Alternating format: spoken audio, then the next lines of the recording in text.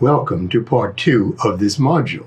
If you haven't already, download the steps of the exercise and follow the steps as Ronnie did in the video. Enjoy. Let's switch gears and do an exercise. Why don't you set up the exercise for us, Michael? Okay. This exercise has got 2 steps, and plus I'm going to give you an example.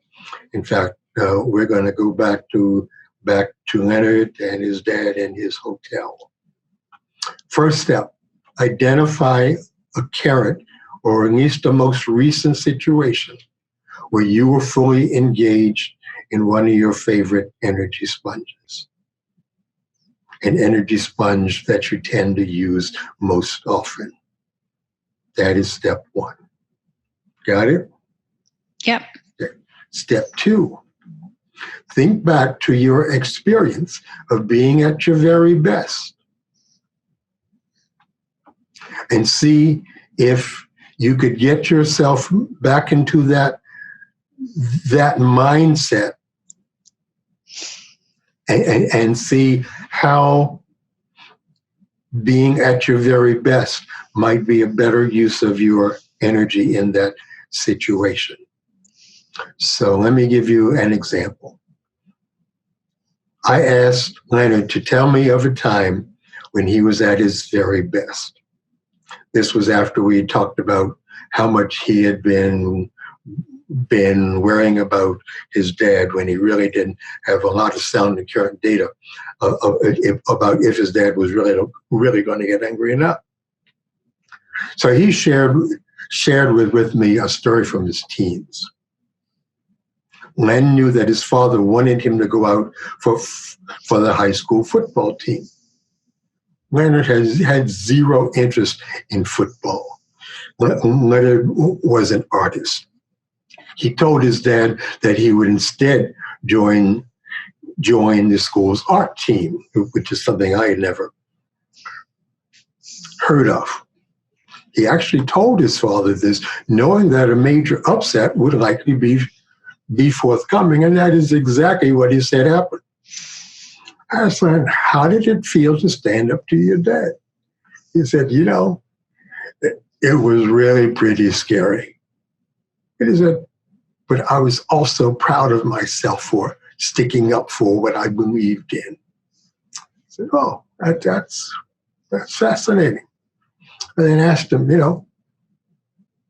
do you believe in any of the ideas that have come up for the hotel? He thought of it and said, well, yeah, there are 3 in particular that he believed would really make a big difference. So I asked him, are you going to worry about what your dad might say, or are you going to make the changes? He kind of looked at me and then burst out laughing and said, okay, I'll make the changes. I'll probably worry as well, but I'll do it. And then I said, well, what's the worst that could happen if you told your dad so that you can stop worrying about it? He said, well, the worst that could happen would be another upset. And I've handled dad's upsets before, so I get your point, Michael. I'm on it. And so he did it. Yeah, he did it. So, are you ready to do this exercise? Yeah, I'm ready to share. I am a part of a team where I'm leading a part of this larger project. And I found myself getting kind of really upset yesterday and kind of angry and blaming of the other members of the team, or the other co-leaders, let's put it that way. And I was like, getting very upset that I had to do what I call very basic work of organizing meetings and doing all this other stuff, because I felt like it was a waste of my time. And, and so I got into this blaming mode, and it just kept cycling, and it was like this gnawing feeling. And it took me a good day to get over it. But yeah, I was eventually able to get past it. And so that was my situation. Mm-hmm. So I identified I was a blaming situation. Mm-hmm. So imagine if you were at your very best. How would you handle that situation if it comes up again? Well, I think that at my very best, I would have to reframe that situation for myself. Maybe, so I find myself,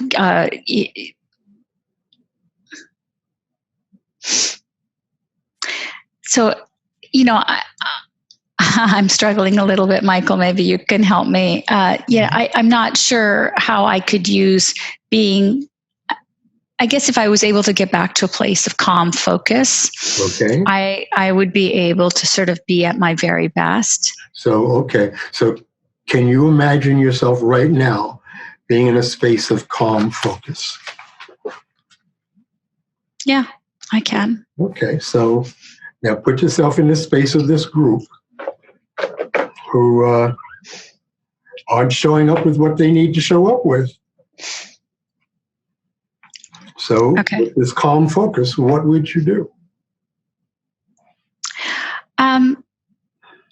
I would do exactly what I did, which was go ahead and do the work necessary to move the project along, because it was a part of my role to do that. What would change is just the energy that I was wasting, just getting irritated and blaming these individuals. Yes.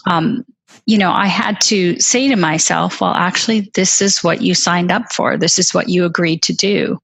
And that's why you are the leader of this group, is this group often has problems moving a project along in a meaningful manner. Mm-hmm.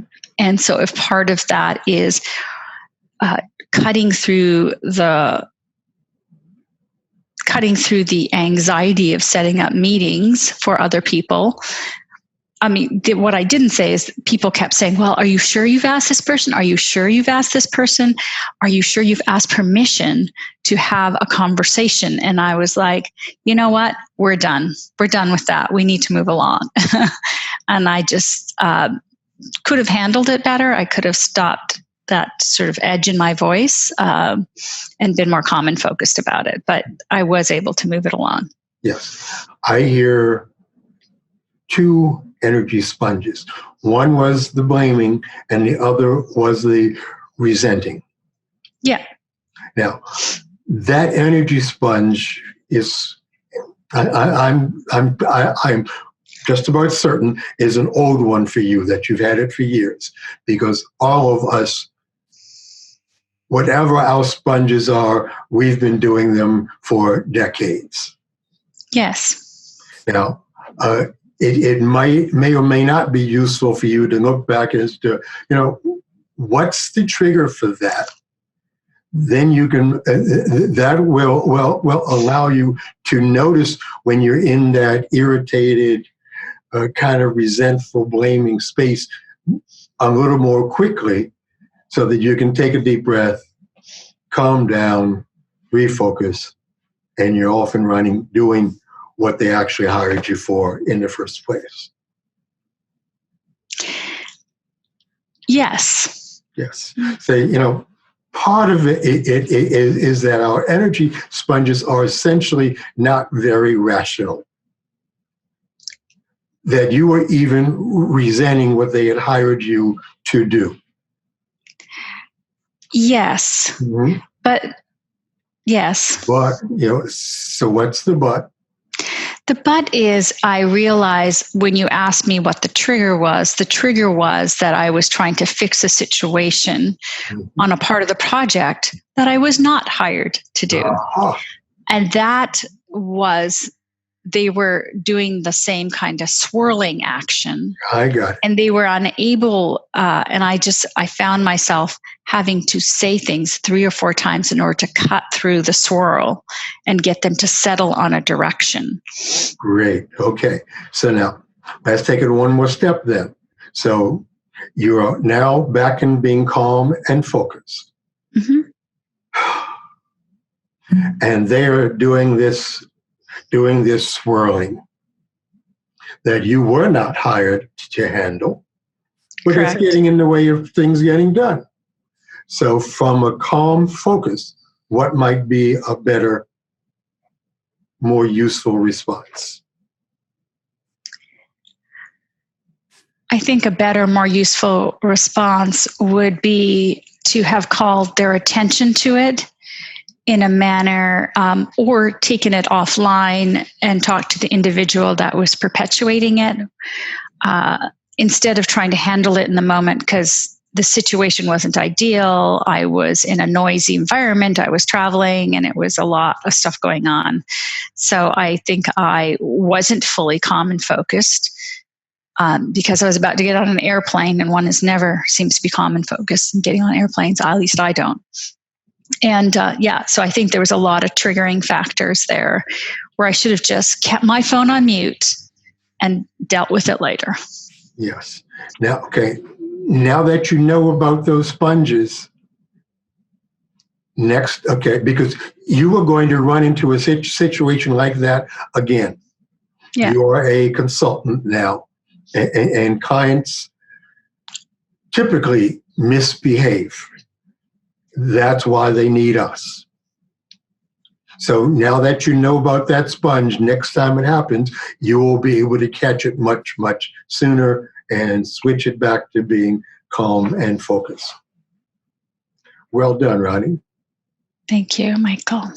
My pleasure. I'm here to serve after all. All right, let's close this out. Do you have any? You mentioned homework at some point to me earlier on, Michael. Do you have homework on this particular module that we can do? You know, what is always so useful is if you who are watching this video, once it's over, can actually sit down and make a list of your energy sponges. If you can identify what triggers them, that's useful, but it isn't totally necessary. Notice your energy sponges just so that you can list them, and then think back to that exercise of appreciative use of self. Think of a time when you were at your very best. And what was that experience like? It's not so much about the circumstances, but like Ronnie's experience of herself when she's at her very best is calm and focused. So at your very best, what's your experience of yourself? And next time one of those sponges hits you, what might you do instead if you were back at being your best self? So that's your homework if you wish to do it. And the more you practice, the better off you are. Just another final word here, something to think about. I know that when I first started trying to catch my sponges, I was pretty poor at it. What was a big help to me was to recruit some folks that I'm typically around and saying, look, I'm trying to stop wasting my time with these things I'm calling energy sponges. If you see me complaining, blaming, or whatever it is, would you pull my coattail and say, Michael, is this one of your sponges? So that I can get some support to get back to conscious use of self. That is very, very useful. Great, thank you. My pleasure. Do you have any final words? Well, it's just that life is too short to waste our time and energy on these sponges. If you can't stop them all together, which you can't do, we can at least certainly spend a lot less time with them, so we can spend more time doing the things that we enjoy and that are much more productive. Yes. So great. Thank you, Michael. So in this second module of conscious use of self, we talked about energy sponges, which are those activities such as worrying, blaming, arguing that waste your time and your team's energy, and that get in the way of effectively leading teams and organizations. And we talked about what we can do to sort of stop that behavior and use appreciative use of self to be a better self in the moment. If you haven't taken that first module of conscious use of self, where we talk about what it is and how you define it, please do so, as it's foundational to this course and foundational to this series. If you have any questions or want further dialogue with Michael, please go to the online forum. And next, we'll be talking about 3 keys to making conscious use of self work. Absolutely. So I think it's time to say goodbye, Michael. Goodbye, Ronnie.